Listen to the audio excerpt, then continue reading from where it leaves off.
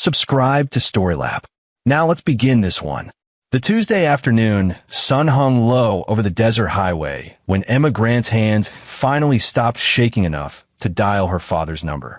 She sat in her Honda Civic on the shoulder of Route 47, 5 miles outside of Copper Valley, Nevada, watching the dust settle from where the patrol car had been parked behind her just minutes ago.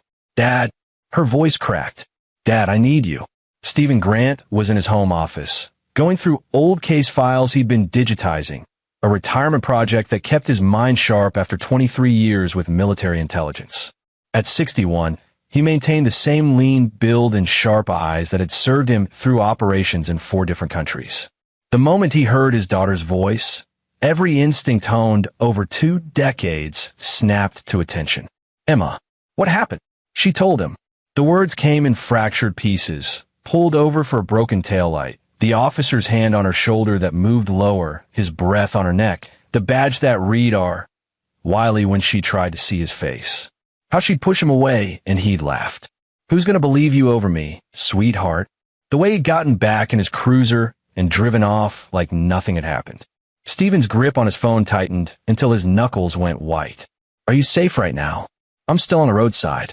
I can't stop shaking. Drive to the nearest public place, gas station, diner, anywhere with cameras. I'm coming to you." He was already moving through his house, his mind shifting into operational mode. "Emma, listen to me. This isn't over. Do you understand? We're going to handle this." "Dad, he's a cop." He said. "I know what he said. He's wrong." Stephen grabbed his keys, his worn leather jacket. "I'll be there in 40 minutes. Don't talk to anyone else yet." Emma ended up at the Sunrise Diner on the edge of Copper Valley, nursing coffee she couldn't taste while Stephen drove the empty highway with a focus he hadn't felt since his last deployment. His daughter was 24, a graduate student in environmental science at the State University, kind and brilliant and entirely undeserving of what had just been done to her. The protective instinct of a father merged with something colder, more calculating. The part of him that had spent 2 decades in the shadows, learning how to find needles in haystacks, how to turn information into weapons. When he walked into the diner, Emma stood up so fast her coffee spilled. Stephen wrapped her in his arms, feeling her trembling, and made a promise to himself that Ricky Wiley had just made the worst mistake of his life. They sat in a corner booth. Stephen listened to Emma tell the story again, this time with more details. He didn't interrupt, just absorbed every word, every nuance. When she finished, he reached across the table and took her hand. "We're going to do this right," he said quietly. "First, we're documenting everything. Write down exactly what happened, times, location, every word you remember. Then we're going to hospital for an exam, and yes, I know he saw her wince. It's procedure. Creates a record. After that, you're staying with me for a few days. You think he'll come after me?" "No. I think he believes he's untouchable." Stephen's expression hardened. Men like him, they've done this before. They think the badge makes them bulletproof. But everyone has secrets, Emma. Everyone, and I'm very good at finding them.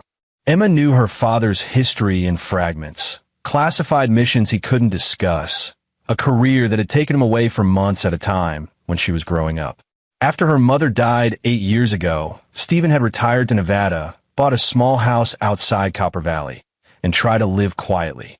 But she could see that quiet man disappearing, replaced by whoever he'd been in those years she didn't know about. "What are you going to do?" "My job." He pulled out his phone, already making mental lists. "I still have friends in interesting places. And Copper Valley's a small town, 30,000 people, 1 police department. Everyone knows everyone. That makes it easier." Over the next several hours, they followed Stephen's methodical process. The hospital visit was clinical but necessary. The documentation was precise. And when Emma finally fell asleep in the guest bedroom of Stephen's house that night, exhausted from adrenaline crash, he went to his office and began to work. His home office was a testament to controlled paranoia, a secure safe containing backup drives, encrypted communication equipment he'd kept from his service days, and a network setup that would make most cybersecurity firms jealous. Stephen booted up his computer and started with the basics. Officer Ricky Wiley, age 36, 12 years with the Copper Valley Police Department. Married to Sherry Wiley, née Hoffman, 2 kids. Owned a house on Maple Street in a nicer part of town. On the surface, he looked like a dozen other small-town cops. Average record, couple of commendations, nothing that screamed corruption. But Stephen didn't believe in surfaces. He reached out first to Dale Kuhn, an old friend from his Defense Intelligence Agency days who now worked private sector in data analysis. The encrypted message was simple, need a deep background. Civilian target. Time sensitive. Dale's response came back in 20 minutes. Send me what you have. While waiting for Dale to work his magic, Stephen started his own research. He pulled up property records, financial filings, social media profiles. Sherry Wiley posted frequently. Family photos, complaints about grocery prices, check-ins at local restaurants. Ricky Wiley barely had an online presence, which was itself interesting. Cops could be private, but complete digital silence in 2024 usually meant someone was hiding something. Stephen cross-referenced Wiley's patrol routes with incident reports, looking for patterns. He pulled up news archives, searching for any mentions of the officer. He found 3 complaints filed against Wiley over the years, all dismissed, all involving young women. The details were sparse due to privacy laws, but Stephen had ways around those barriers. At 2 a.m., his phone buzzed. Dale Kuhn. You still owe me for Kabul, Dale said by way of greeting. I kept you from getting shot in Kabul. Exactly. So we're even after this. A pause. Steve, what did this guy do? He put his hands on my daughter. The line went quiet for a moment. Sending you a file. Encrypted. The password is Emma's birthday backwards. Steve, this guy's dirty. Really dirty. Stephen opened the file. What he saw made his jaw tighten. Ricky Wiley had secrets. All right. An off-books bank account in Reno with deposits that didn't match his salary. Regular visits to a property outside town. A foreclosed farmhouse owned by a Shell LLC that Dale had traced back to Wiley's brother-in-law, Kenny Moran. Phone records showing burner numbers. And most damningly, a pattern of traffic stops involving young women, always alone, always on isolated stretches of highway. But there was more. Dale had found something else. Connections to a local businessman named Raoul Boone who owned half the commercial real estate in Copper Valley. Boone had a reputation as a philanthropist, but his financials showed irregularities that suggested money laundering. And Wiley's name appeared in connection with several incidents involving Boone's properties where police reports had been filed and then mysteriously disappeared. Stephen leaned back in his chair, processing. This wasn't just a predatory cop. This was a whole ecosystem of corruption, and Wiley was a piece of it. His phone rang again.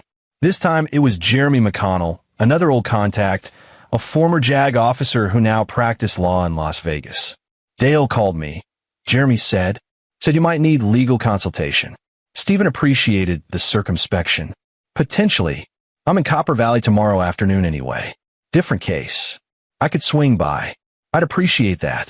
After Jeremy hung up, Stephen continued digging.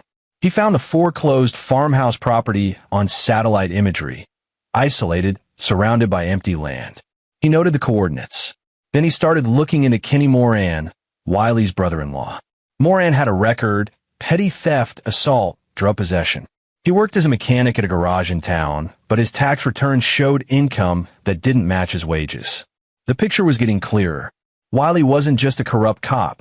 He was a facilitator. He made problems go away for people like Boone, used his badge to intimidate and exploit, and did it all while hiding behind the thin blue line. Stephen worked through the night, building a network map on his computer. Names, connections, financial flows, timeline of incidents. By dawn, he had the skeleton of something much bigger than one assault. But he needed more. He needed proof that would be undeniable, evidence that would make even other cops turn on Wiley. He needed to draw the man out. When Emma woke up around 8, she found her father in the kitchen making breakfast, eggs, toast, coffee. He looked tired but focused. Did you sleep? She asked. I'll sleep later. He slid a plate across to her. How are you feeling? Angry. She sat down, picking at the eggs. I keep thinking about all the things I should have done differently. None of this is your fault, Stephen said firmly. You did nothing wrong. He did, and he's going to pay for it. What did you find? Stephen had debated how much to tell her.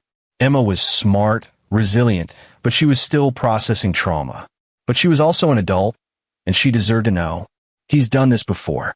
Multiple times, based on what I'm seeing. He's also connected to some very shady people in town. Stephen poured coffee. I have a friend coming this afternoon, a lawyer. We're going to map out options. You mean like reporting him? That's one option. But Emma, I need you to understand something. The system is supposed to work, internal affairs, investigations, accountability. But sometimes the system is compromised. Wiley's been getting away with this for years because people have been protecting him or looking the other way or both. Emma met his eyes. So what are you going to do? I'm going to make sure he can't hurt anyone else. Ever. Stephen's voice was calm, but there was steel underneath. I spent 23 years learning how to dismantle networks, how to exploit weaknesses, how to make bad people face consequences. This is just another operation. Dad, he's a cop. You can't just. I can and I will. Legally, preferably. But one way or another, Ricky Wiley's life as he knows it is over. The doorbell rang. Stephen checked his watch. 9:15 a.m. Too early for Jeremy.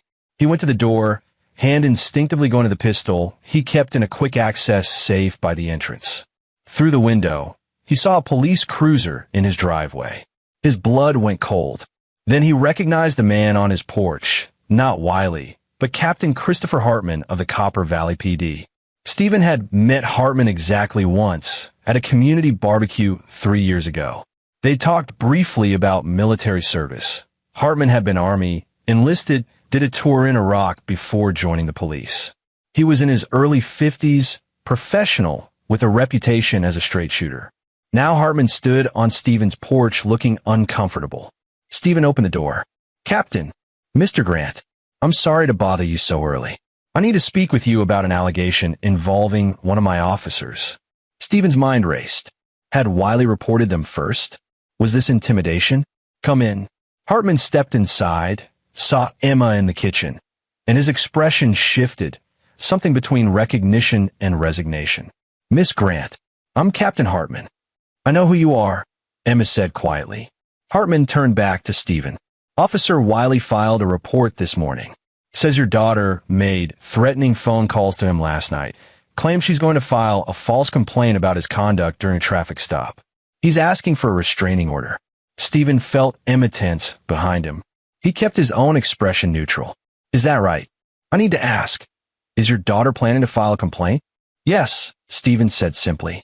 Because Officer Wiley assaulted her on Route 47 yesterday afternoon. Put his hands on her. Made explicit threats when she rejected him.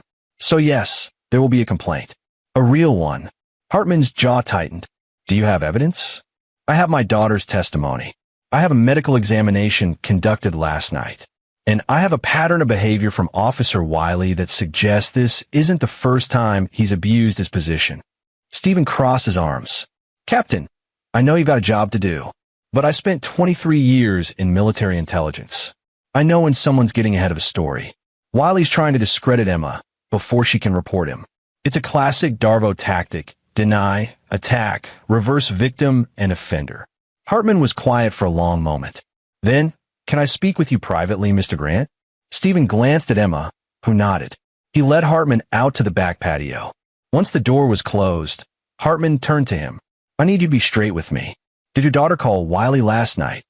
No. She's been here with me since the incident.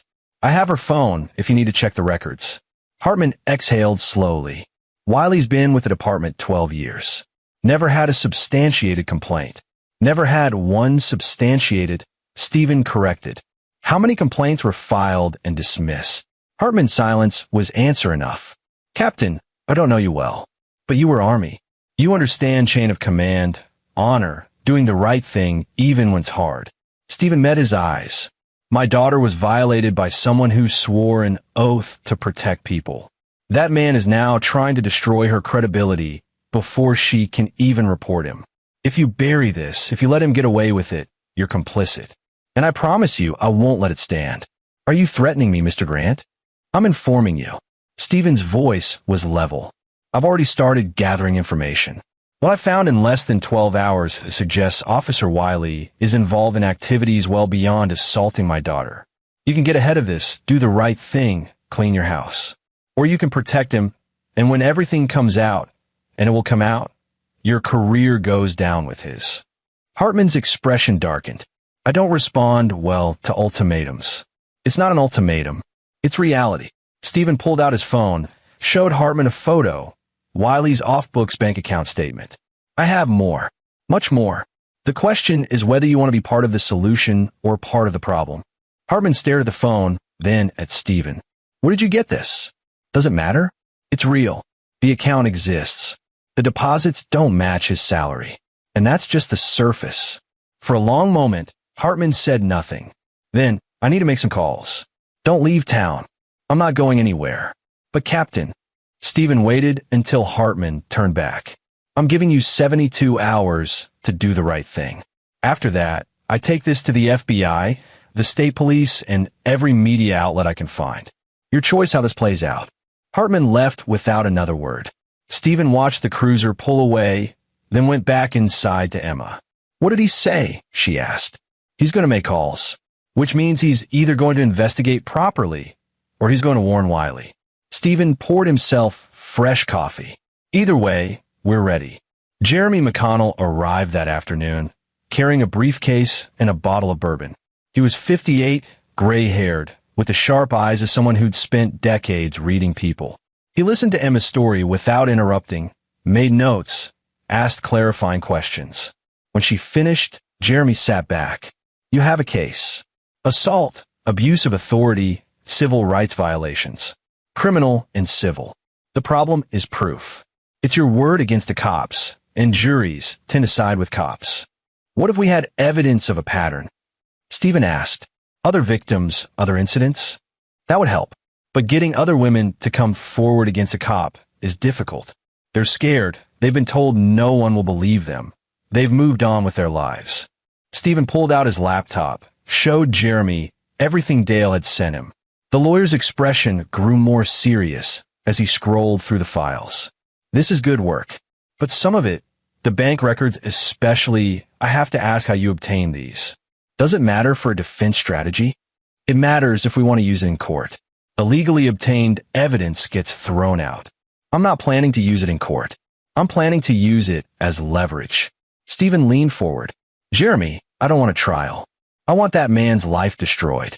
I want him to lose everything. His badge, his pension, his freedom, his reputation. I want him to understand what it feels like to be powerless. Jeremy was quiet for a moment.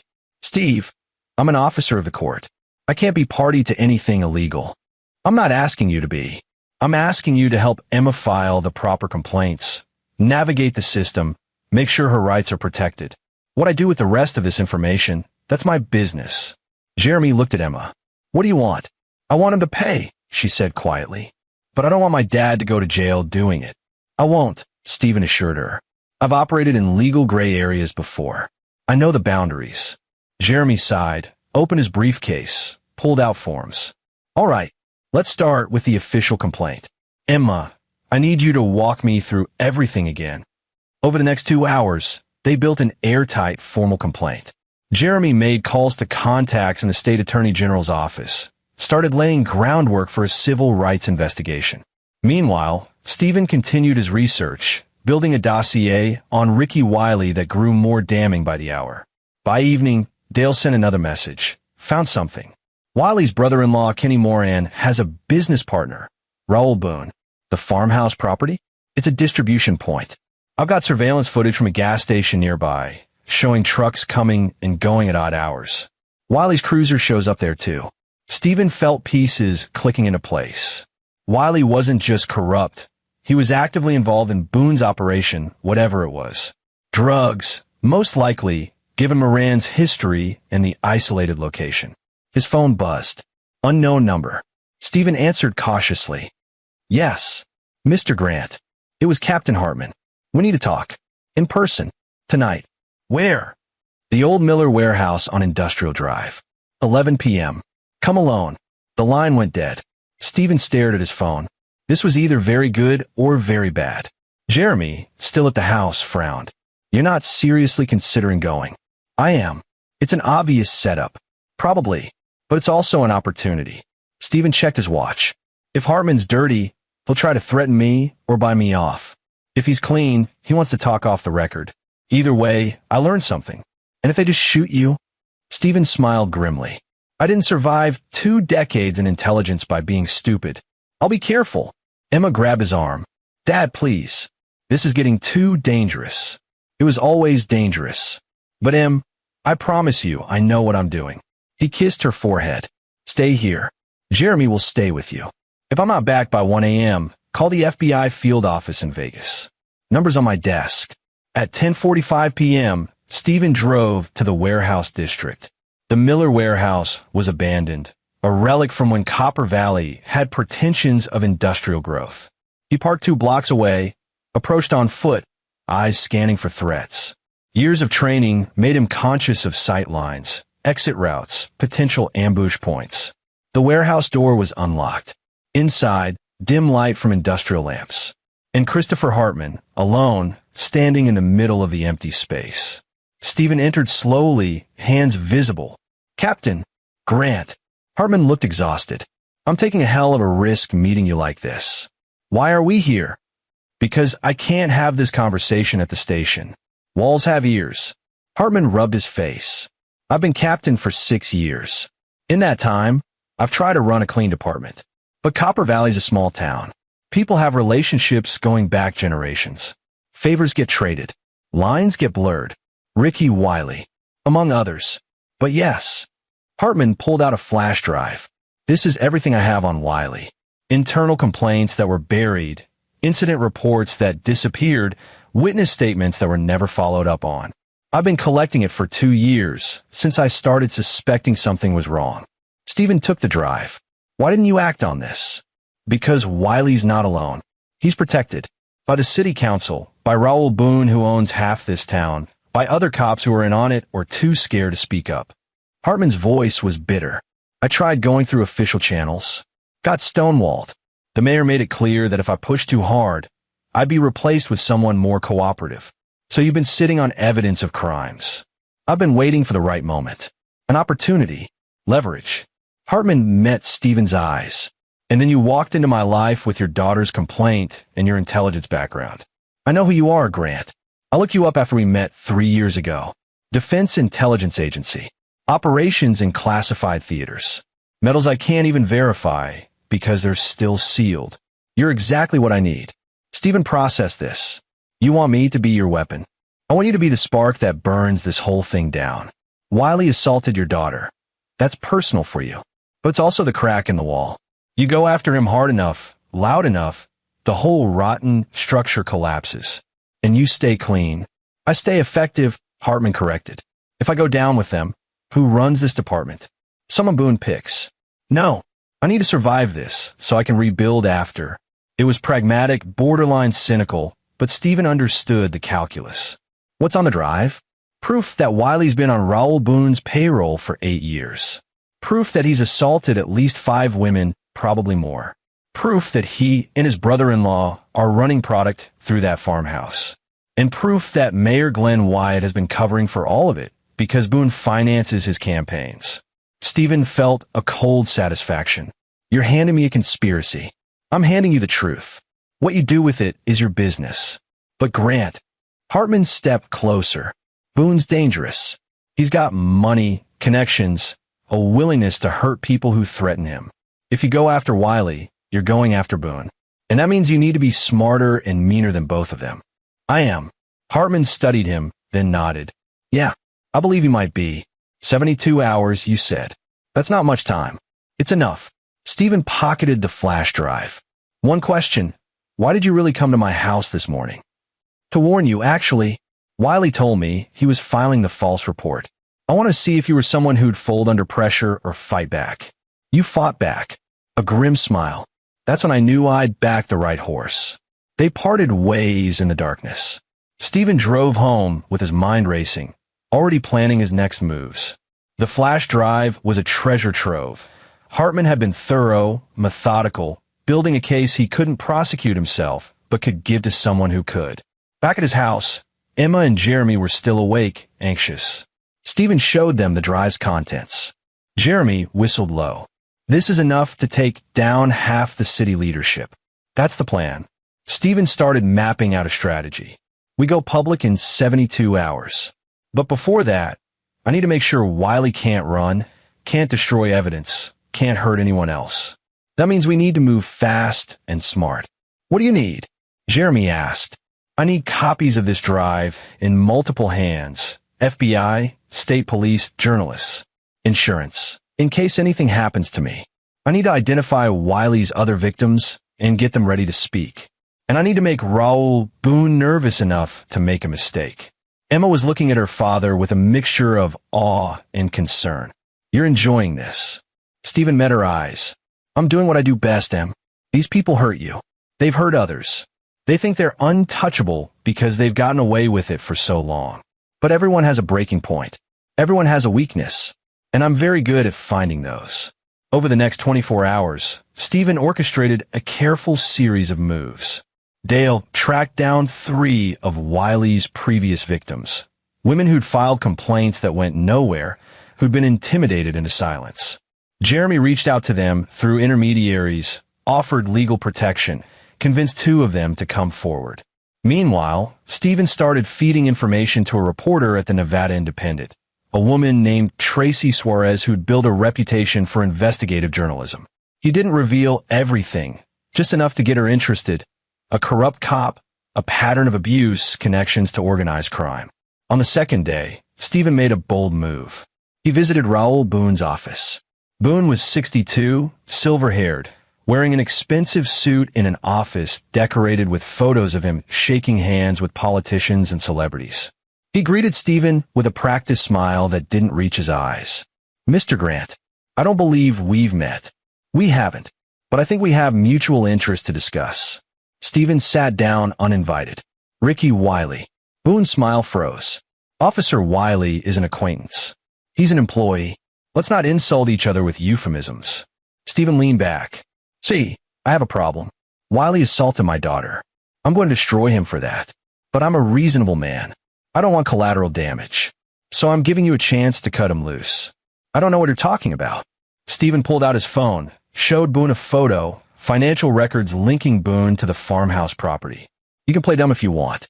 But in about 48 hours, this all becomes public. FBI gets involved, state police, media circus. Your choice is whether you go down with Wiley or you distance yourself now. Boone's expression hardened. You're making threats.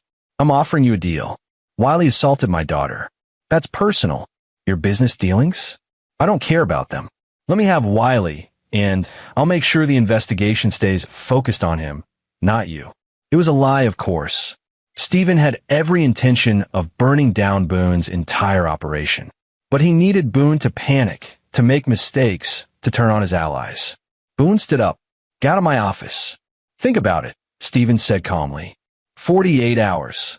He left, knowing he'd planted a seed of paranoia. Boone would start covering his tracks, maybe reach out to Wiley, definitely make nervous moves that Stephen could exploit. That evening, Tracy Suarez called. Mr. Grant, I've been digging into what you told me. This is bigger than one cop. I know. I want to break this story, but I need to be able to verify everything. Can you give me documentation? Tomorrow night. Meet me at the Sunrise Diner, 8 p.m. Bring your editor if you want. I'll give you enough to publish. The next morning, day 3, Stephen's phone rang. Unknown number again, but this time he recognized the voice immediately. Ricky Wiley. Grant, we should talk. Stephen's hand tightened on the phone. This was the first time he'd heard the voice of the man who'd assaulted his daughter. I don't think we have anything to discuss. Your daughter's making a big mistake. Filing false reports, trying to ruin my career. But I'm willing to let it go if she drops the complaint. No, you don't understand the situation you're in. I have friends. You're some retired spook living in the middle of nowhere. You think you can fight this? Stephen's voice went cold. Officer Wiley, let me make something very clear. I know about the bank account in Reno. I know about the farmhouse on Route 34. I know about Raoul Boone. I know about the 5 women before my daughter. And in 24 hours, so will everyone else. Silence on the line. You made a mistake when you touched my daughter, Stephen continued. You made a bigger mistake when you thought you'd get away with it. I'm coming for you, Wiley. Not with threats or violence. With facts. With evidence. With every dirty secret you ever buried. And when I'm done, you won't have a badge, a pension, or future. He hung up. Emma, listening, looked pale. Dad, he's going to know you're the one who. Good. Let him know. Let him panic. Stephen checked the time. 24 hours until the folder goes to his precinct. Let's make them count. The final day was a flurry of activity. Stephen met with Tracy Suarez at the diner, gave her copies of everything. Hartman's files, Dale's research, documentation of Wiley's crimes. She verified the sources, brought in her editor, and they agreed to publish the next morning. Jeremy finalized the legal complaints, criminal charges through the state attorney general, civil rights violations through federal channels, civil suits from multiple victims. Everything was timed to drop simultaneously, creating an avalanche that couldn't be stopped or buried. Dale sent over one last piece of information. Security footage from a gas station near the farmhouse, showing Wiley meeting with known drug distributors. Time-stamped, geotagged, undeniable. Stephen burned everything onto multiple drives, created encrypted backups, distributed copies to trusted contacts across the country. If anything happened to him, the information would still go public. And then, on the morning of the 72nd hour, Stephen Grant walked into the Copper Valley Police Department carrying a folder. The desk sergeant looked up. Can I help you? I need to see Captain Hartman. Tell him Stephen Grant is here. He'll want to see me. 5 minutes later, Stephen was escorted to Hartman's office. The captain was on the phone, face grim. He hung up when Stephen entered. The FBI just called, Hartman said. They're sending agents. Someone forwarded them a file on Raoul Boone's operation. That was me. Stephen set the folder on Hartman's desk. This is everything on Ricky Wiley. Bank records, witness statements, surveillance footage, documentation of every crime he's committed in the last 8 years. The media has copies. The FBI has copies. The state attorney general has copies. There's no burying this. Hartman opened the folder, flipped through pages, and his expression grew darker. Jesus Christ. Where's Wiley right now? On patrol. I can call him in. Do it. I want to see his face when he realizes it's over. Hartman made the call. 20 minutes later, Ricky Wiley walked into the station, cocky smile fading when he saw Stephen waiting in the captain's office. What's going on? Hartman stood up. Officer Wiley, you're suspended effective immediately pending investigation into multiple allegations of assault, abuse of authority, and conspiracy. Wiley's face went white. This is bullshit. He's making this up. We have 5 victims ready to testify, Stephen said quietly. We have financial records showing you've been on Raoul Boone's payroll. We have surveillance footage placing you at a drug distribution site. We have proof of every complaint that was ever filed against you and buried. It's over, Wiley. Wiley's eyes darted between Stephen and Hartman. Captain, you can't believe. Badge and gun, Hartman said flatly. Now, for a moment, Wiley looked like he might run. Then his shoulders slumped, and he handed over his weapon and badge. You think you're some kind of hero? He snarled at Stephen. You're nobody. Some washed-up old man playing detective. Stephen stepped closer, his voice low and hard. I'm Emma Grant's father. You put your hands on her. You threatened her. You tried to break her. But you failed because she's stronger than you ever imagined. And so am I. He let that sink in. I spent 23 years learning how to destroy people like you. You were just too stupid to realize who you were dealing with. Wiley lunged forward, but Hartman grabbed him. Get him out of here, the captain told the desk sergeant who'd appeared in the doorway. Holding cell until the FBI arrives. As Wiley was led away, still shouting threats, Hartman turned to Stephen. Hell of a thing. It's not over yet. Boone's still out there. The FBI will handle Boone. Your part in this is done. My part is done when my daughter gets justice. Stephen picked up his folder. The story breaks tomorrow morning. By tomorrow afternoon, this whole town is going to know what happened. Wiley Boone, Mayor Wyatt, all of it comes out. Hartman nodded slowly. And me? You gave me the flash drive. You helped take down corruption in your department. That makes you a hero, Captain. Use it wisely. Stephen left the precinct and drove home. Emma was waiting, anxious. When he told her what happened, she started crying, relief, anger, grief, all mixed together. "It's really over?" she asked. "The main part, yes. There'll be trials, testimony, media attention. But Wiley's done. He'll never hurt anyone again." Jeremy arrived that evening with news. "The FBI's moving fast. They raided the farmhouse this afternoon, found enough drugs to put Wiley and Moran away for 20 years minimum. They're also picking up Boone right now." Over the next 72 hours, the story exploded. Tracy Suarez's article ran on the front page of every major Nevada paper. Copper Valley Cop's Decade of Terror. The details were damning. Assault victims, financial corruption, drug trafficking, city officials covering for him. Wiley was transferred to federal custody. Mayor Wyatt resigned under pressure. Raoul Boone was arrested on a dozen charges. And Stephen Grant, the retired intelligence officer who'd brought it all down, gave exactly one interview. "My daughter was assaulted by someone who thought his badge made him untouchable," he told Tracy Suarez. "I showed him he was wrong. That's all this was ever about, making sure one man couldn't hurt anyone else." 3 months later, Ricky Wiley took a plea deal, 15 years for assault, abuse of authority, and drug trafficking. His brother-in-law, Kenny Moran, got 10 years. Raoul Boone was looking at a trial that would likely send him away for life. Emma returned to her graduate program, slowly rebuilding her sense of safety. She started a support group for assault survivors, turning her trauma into purpose.